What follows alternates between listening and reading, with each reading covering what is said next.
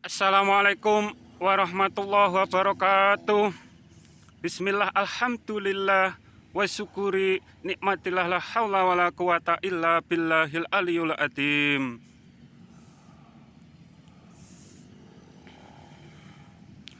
Al-Mahdi versi Dajjal.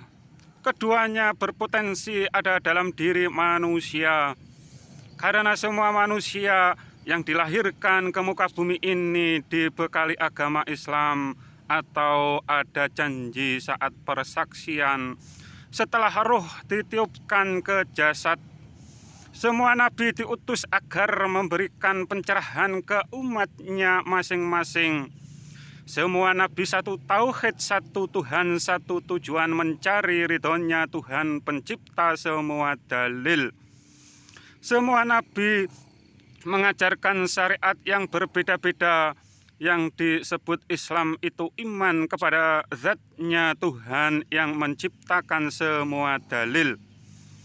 Setiap diri berpotensi menjadi Imam Al-Mahdi.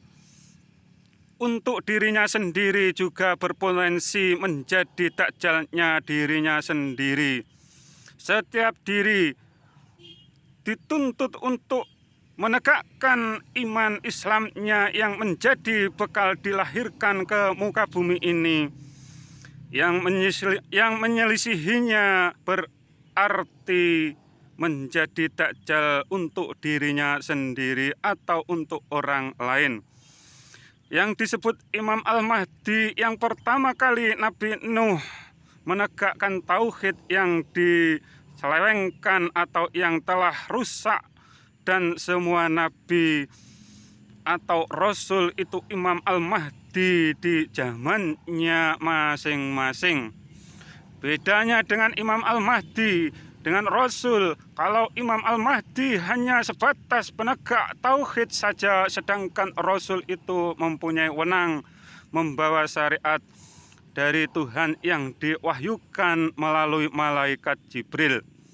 Syariat dari nabi lain itu wewenang dilakukan karena seperti baginda Nabi Muhammad SAW juga melakukan dan menjadikan rukun Islam yang kelima.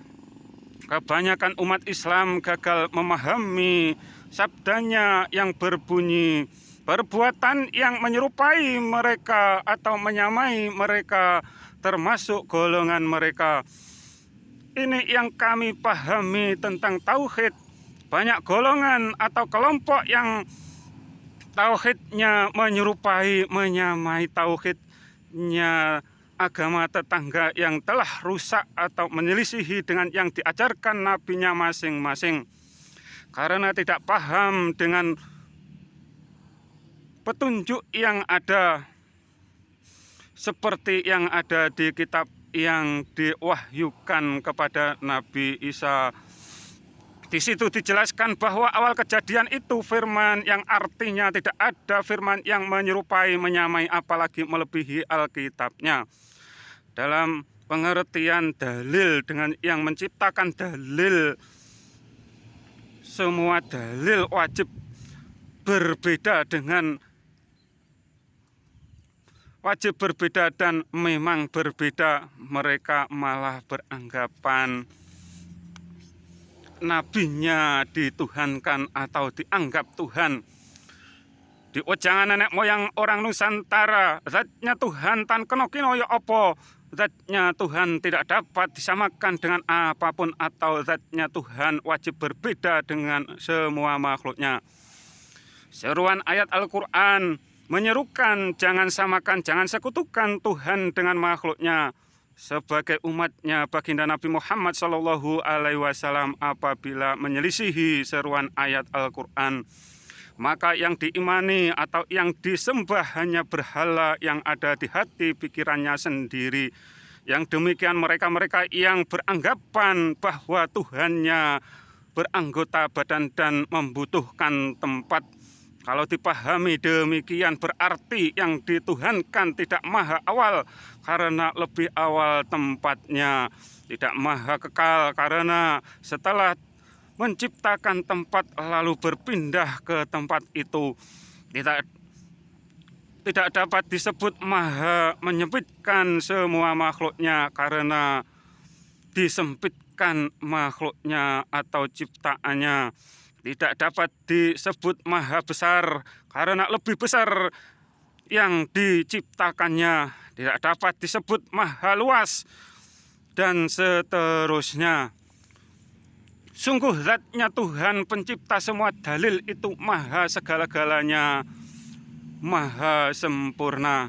Maha itu artinya tidak ada yang menyerupai, menyamai, apalagi melebihinya. Orang-orang yang beriman kepada berhala yang tersimpan di dalam hati pikirannya tidak akan percaya dengan ini semua sebelum mereka mendapatkan hidayah dari Allah Subhanahu wa Ta'ala, karena tersihir oleh Dajjal dan sulit disadarkannya, dan malah merasa yang paling benar iman Islamnya. Kembalilah ke Islam kalian yang menjadi bekal kalian dilahirkan ke muka bumi ini. Semua nabi hanya sebagai pencerah agar semua manusia dapat melaksanakan Islamnya, yang disebut Islam itu iman kepada pencipta semua dalil, semua syariat dari nabi lain itu boleh dilakukan asal tidak menyelisihi dengan yang diajarkan nabinya, atau juga tidak mubazir dan sifatnya wenang. Kesalahan manusia dari dulu sampai sekarang beranggapan ruh atau ruh-ruh disamakan dengan Tuhan, entah ruh siapa saja, atau menganggap ruh sama dengan Tuhannya. Ada yang beranggapan ruhnya sendiri, ruhnya nabinya, atau ruhnya yang dipatungkan, atau juga ruhnya Nabi Adam. Pengikutnya Dajjal di umat Islam, mereka-mereka yang menyelisihi zatnya Allah Subhanahu wa Ta'ala. Pengikutnya Dajjal di umat Islam, mereka-mereka yang menyelisihi zatnya Allah Subhanahu wa Ta'ala, menyelisihi, mengingkari semua ayat Al-Quran yang berbunyi jangan samakan, jangan sekutukan Tuhan dengan makhluknya, yang mengabaikan mereka hanya para pemuja berhala yang tersimpan di dalam hati pikirannya sendiri. Secara global, ayat ketuhanan ada dua sisi. Satu sisi menunjukkan keberadaan Tuhan di atas titik-titik dan Tuhan dekat titik-titik. Yang hanya iman satu sisi dikiaskan mendapatkan satu sisi dari Imam Al-Mahdi, atau sebelah dari Imam Al-Mahdi yang dibelah Dajjal menjadi dua bagian. Pengikutnya Dajjal memang sangat kejam.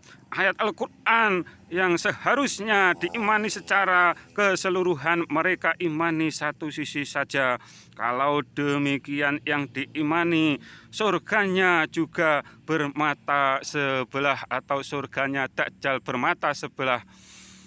Di Jawa ada istilah saudara 45 pancer.